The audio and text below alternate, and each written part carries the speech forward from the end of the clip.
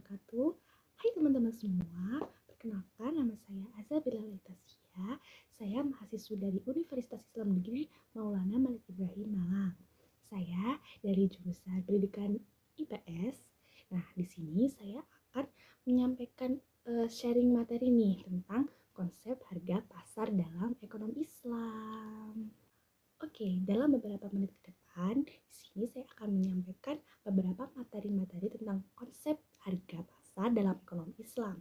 Materi yang akan kita bahas yang pertama, konsep harga pasar dalam ekonomi Islam, dan yang kedua, teori ekonomi Islam mengenai harga, dan yang ketiga, faktor-faktor yang mempengaruhi harga pasar dalam ekonomi Islam. Dan yang terakhir, kita akan membahas tentang nilai-nilai yang ditegakkan dalam harga pasar menurut ekonomi Islam.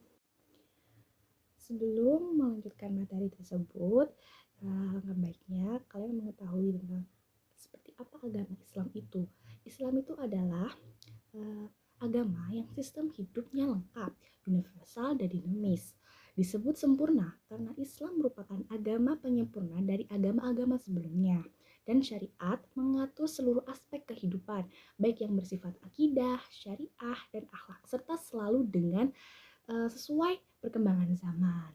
Nah, Islam sendiri itu, maka ditetapkan adanya ekonomi Islam itu karena agar menegakkan ekonomi yang syariah yang sesuai dengan syariat-syariat Islam.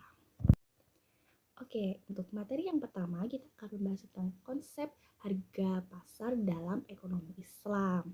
Konsep harga pasar dalam ekonomi Islam itu seperti apa sih? Nah, itu merupakan harga yang terbentuk dari keseimbangan antara permintaan dan penawaran, serta mempertimbangkan kepentingan semua pihak yang terlibat di pasar. Dalam Islam, harga yang adil adalah harga yang tidak merugikan salah satu pihak dan tidak menimbulkan eksploitasi atau penindasan. Konsep mekanisme pasar dalam Islam sendiri dirujuk pada hadis Rasulullah SAW, sebagaimana disampaikan oleh Anas radhiyallahu an sehubungan dengan adanya kenaikan harga-harga barang di kota Madinah. Sabda Rasulullah SAW yang artinya dari Anas ibnu Malik radhiyallahu an berkata, harga komoditas perdagangan beranjak naik pada zaman Rasulullah SAW. Lalu para sahabat mengadu kepada beliau seraya berkata, "Ya Rasulullah, harga barang-barang menjadi mahal, maka tetapkanlah patokan harga buat kami." Lalu Rasulullah SAW menjawab, "Sesungguhnya Allah lah yang menetapkan harga atau zat yang menahan dan membagikan rezeki, dan sesungguhnya saya berharap agar dapat berjumpa dengan Allah Subhanahu wa Ta'ala dalam kondisi tidak seorang pun di antara kalian yang menuntut saya karena kezaliman yang menimbulkan pertumpahan darah dan harta." Teori ekonomi Islam mengenai harga dari hadis Rasulullah SAW tersebut tidak menentukan harga. Ini menunjukkan bahwa ketentuan harga itu diserahkan kepada mekanisme pasar yang alamiah. Rasulullah SAW menolak tawaran itu dan mengatakan bahwa harga di pasar tidak boleh ditetapkan karena Allah lah yang menentukannya. Ucapan Nabi SAW itu mengandung pengertian bahwa harga pasar itu sesuai dengan kehendak Allah yang sunatullah atau sesuai hukum supply and demand.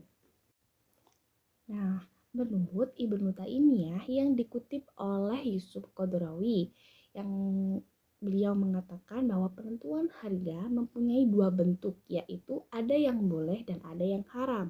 Pertama, tas'ir adalah bentuk penentuan harga yang zolim, dan ini dilarang dalam syariah. Dan yang kedua yaitu harga yang adil, yaitu harga yang sesuai dengan kaidah supply and demand serta mekanisme pasar. Jadi dalam ekonomi Islam itu disebutkan ada dua harga pasar yang tidak sesuai. Yang pertama itu yang zolim, itu yang dilarang. Mungkin karena bentuk dan harganya itu tidak jelas dan bersifat tidak adil bagi konsumen. Oke, lanjut pada materi yang kedua, yaitu faktor-faktor yang mempengaruhi harga pasar dalam ekonomi Islam. Nah, yang pertama itu ketersediaan barang atau supply. Ketersediaan barang atau supply dalam pasar akan memudahkan masyarakat untuk memenuhi kebutuhannya, sehingga harga di pasar secara relatif senantiasa akan berada dalam keseimbangan. Dan sebaliknya, kelangkaan akan mendorong spekulasi yang bisa berakibat pada kenaikan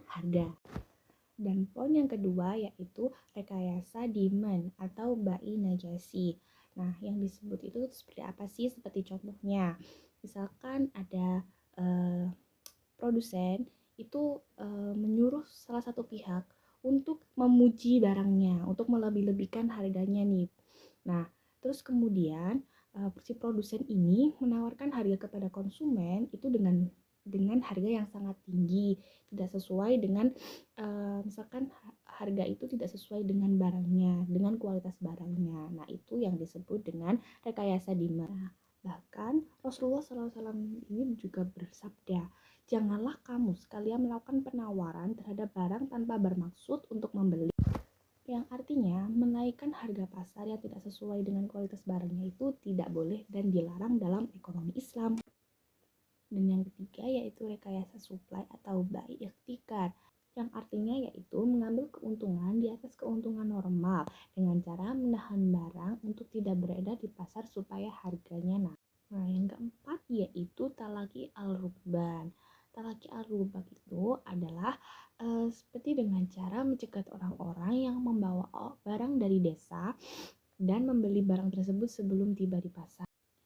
Dan yang poin selanjutnya yaitu terjadi keadaan al-hasr atau pemboikotan, yaitu distribusi barang hanya terkonsentrasi pada satu penjual atau pihak tertentu. Perlu penetapan harga di sini untuk menghindari penjualan barang tersebut dengan harga yang ditetapkan sepihak dan semena-mena oleh pihak terjual. Dan yang keenam yaitu terjadi koalisi dan kolusi antar penjual atau kartel, di mana sejumlah pedagang sepakat untuk melakukan transaksi di antara mereka dengan harga di atas ataupun di bawah harga normal. Dan poin yang ketujuh yaitu taksir atau penetapan harga, merupakan salah satu praktek yang tidak diperbolehkan oleh syariat Islam. Dan poin yang kedelapan yaitu larangan bai ba'id ala. Nah, prakteknya itu maksudnya seperti melakukan lonjakan atau penurunan harga oleh seseorang di mana kedua belah pihak ini masih terlibat tawar-menawar dan belum melakukan dealing atau baru akan menyelesaikan menentukan harga. Jadi harganya itu masih belum ditetapkan, masih terjadi tawar-menawar. Nah, di situ salah satu seorang pihak itu sudah menentukan harganya yaitu penjual. Dan poin yang kesembilan yaitu larangan maks atau pengambilan bea cukai atau pungli, yaitu pembebanan bea cukai sangatlah memberatkan dan hanya akan menimbulkan melambungnya secara tidak adil. Maka Islam tidak setuju dengan cara ini. Dan yang terakhir yaitu tadlis atau penipuan.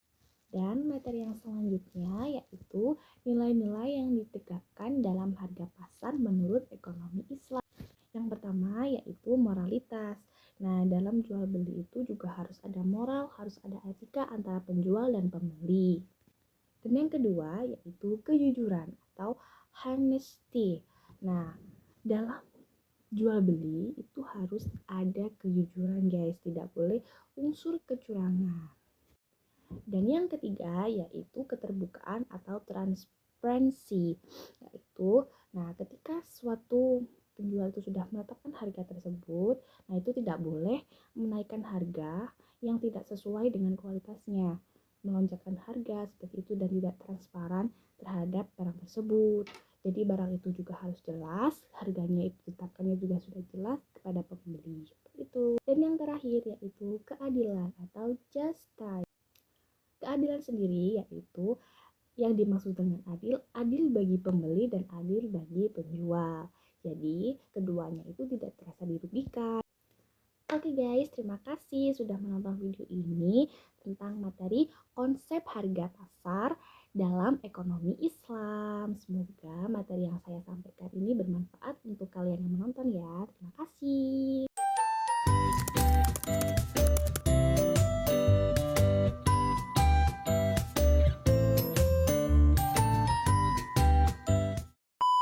Oke teman-teman, terima kasih sudah menonton videonya.